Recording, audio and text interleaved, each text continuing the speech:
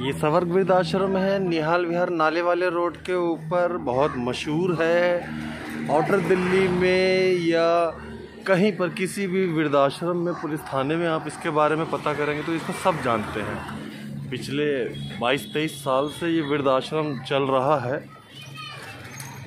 प्रतिभा देवी मानव सेवा संगठन के बैनर तले। ये एक जो गाड़ी आप देख रहे हैं, ये किसी सज्जन ने इस आश्रम को डोनेट करी है। ये पलंग जो आप देख रहे हैं यहाँ रखा हुआ है, ये भी कोई ना कोई सज्जन यहाँ पे डोनेट कर गए हैं। डोनेशन पे चलने वाला ये आश्रम 2 इमारतों में चलता है। 70 वृद्ध है यहाँ पे। टीके सिंह इसके प्रमुख कर्ता धर्ता है।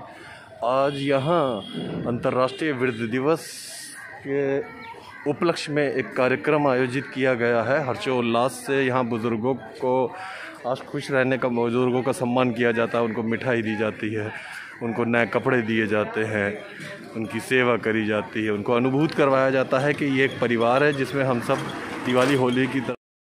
तारकेश्वर जी, स्वर्ग वृद्ध आश्रम में जो हम चहल पहल देख रहे हैं, रौनक देख रहे हैं, मिठाइयाँ देख रहे हैं, गुब्बारे देख रहे हैं, मालाएं देख रहे हैं, ये आज किस खुशी के उत्सव पर है?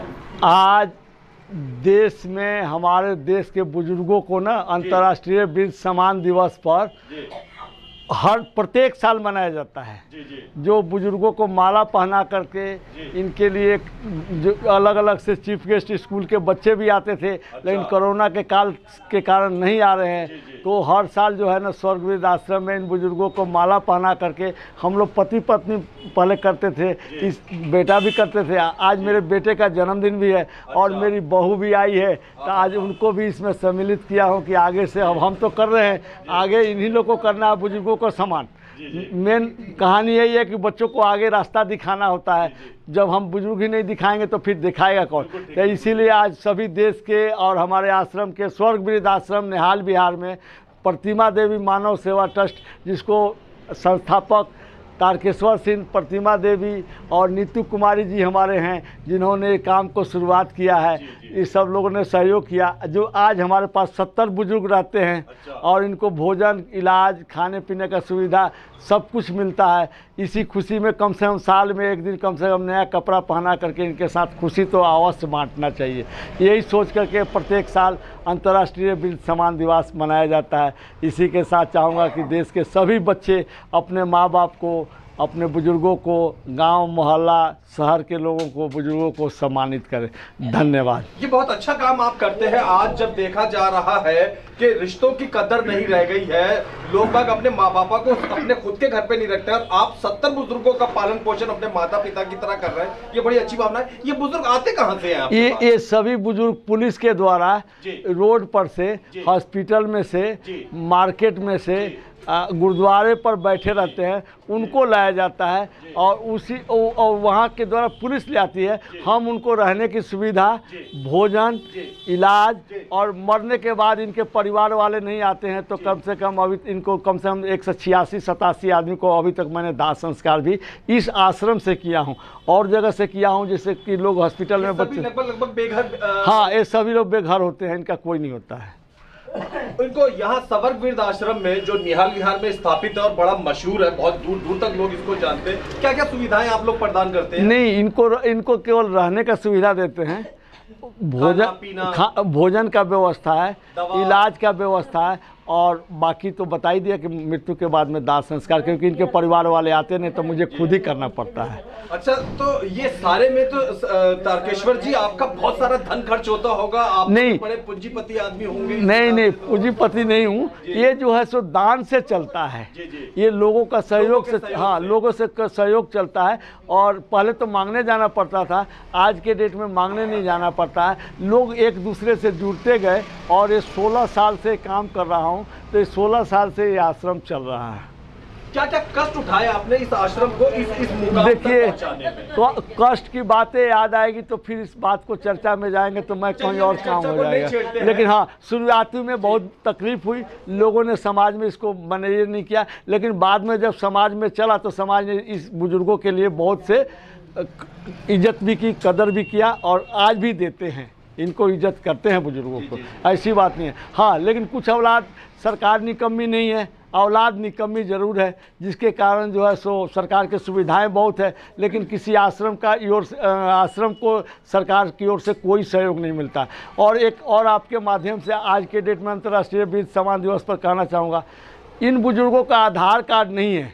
अच्छा, तो आधार कार्ड नहीं होने से अभी तक कोरोना का जो है ना वैक्सीन कुछ को नहीं लग पाया है, जिनके पास आधार कार्ड नहीं है। तो मैं आपके माध्यम से आज अंतर्राष्ट्रीय वृद्ध सम्मान दिवस पर कहना चाहूँगा कि इनको जो है सो आज जो है सो कोरोना के टीका के लिए केंद्र सरकार और राज्य सरकार दोनों मिल करके इनका आधार कार्ड हो नहीं हो, जैसे भी हो, सरकार इसका व्यवस्था करे, इनको इंजेक्शन किसी तरह तत्काल दिले। नहीं, इनके पास पेंशन का व्यवस्था, आधार कार्ड ही नहीं है, बैंक घर का पता नहीं, जिनका माता पिता का नाम नहीं, जो गूंगे हैं वो अपना नाम नहीं बता पाते हैं, तो वो कहाँ से कर पाएंगे। इसीलिए ऐसे यहाँ समस्या है। इस समस्या को आपके माध्यम आज अंतर्राष्ट्रीय वृद्ध सम्मान दिवस के अवसर पर इस बात की सरकारी एजेंसियों से या जो भी संबंधित विभाग है पुरजोर आग्रह करेगा कि इन मासूम बेसहारा बुजुर्गों के वैक्सीन लगाने का लिए जो भी व्यवस्था हो सकती है। वैसे सुनाई में आ रहा है कि जिन लोगों के पास आधार कार्ड या कोई शिनाख्ती पत्र नहीं है, अब उनको भी वैक्सीन लगना धीरे धीरे शुरू होगी, लेकिन इन लोगों को आधार कार्ड अगर जल्दी से बनाया जा सकता है, वो बना के ही अगर वैक्सीन जल्दी लगाई जाए तो ये बहुत ज्यादा ही अच्छा रहेगा इन सबके लिए और समाज के लिए। आपके बाद नई पीढ़ी संभालने के लिए आ रही है, आपने तो लगभग 20-25 साल दे दिए इस आश्रम को संभालने में, इनका क्या सहयोग है? देखिए, अभी तो ये बच्चे हैं, आगे क्या करेंगे तो नहीं बता सकता हूँ, लेकिन रास्ता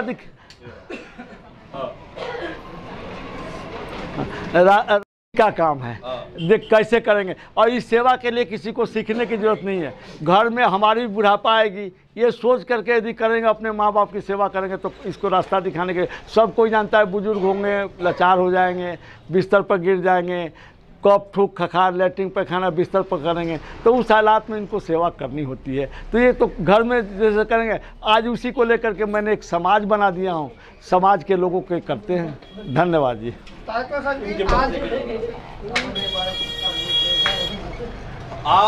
दर्शकों, मैं महिला तारकेश्वर जी के पुत्र की पत्नी है, इनकी पुत्रवधू है, और बड़ा संस्कारी और बहुत कुलीन, बहुत शालीन खानदान है इनका परिवार। मैं इन्हें बहुत लंबे समय से जानता हूँ।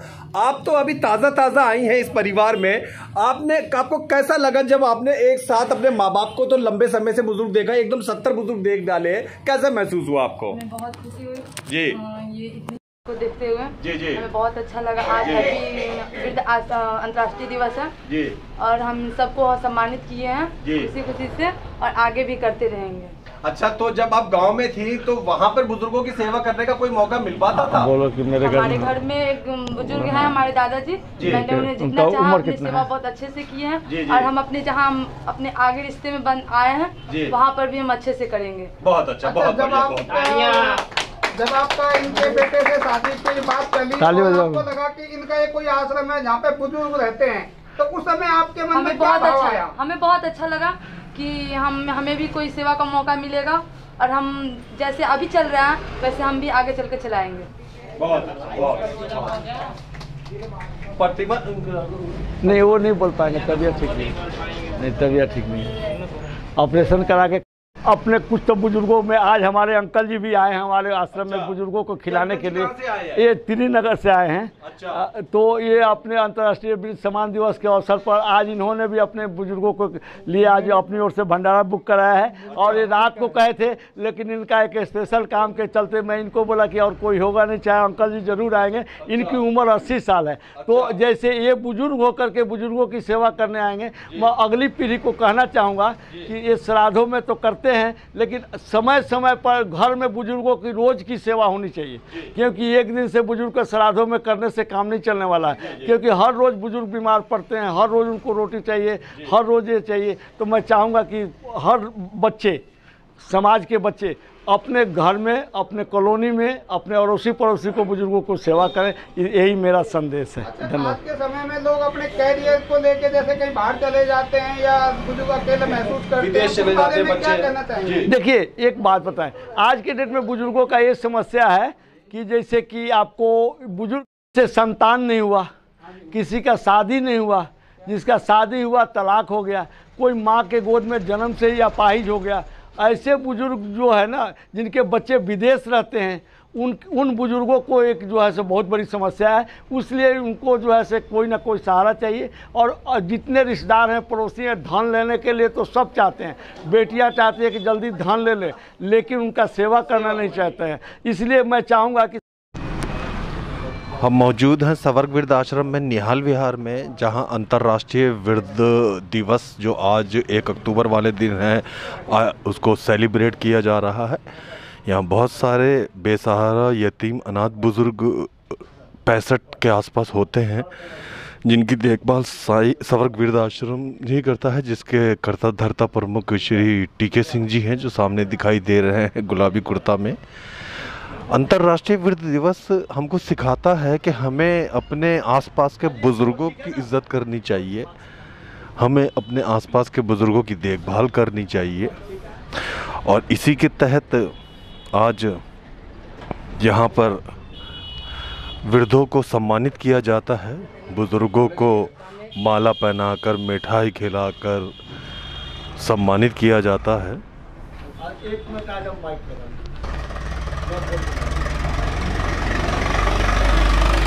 वृद्धाश्रम है, यहाँ पर जो बुजुर्ग आप देख रहे हैं, ये अंतर्राष्ट्रीय वृद्ध दिवस मनाया जा रहा है।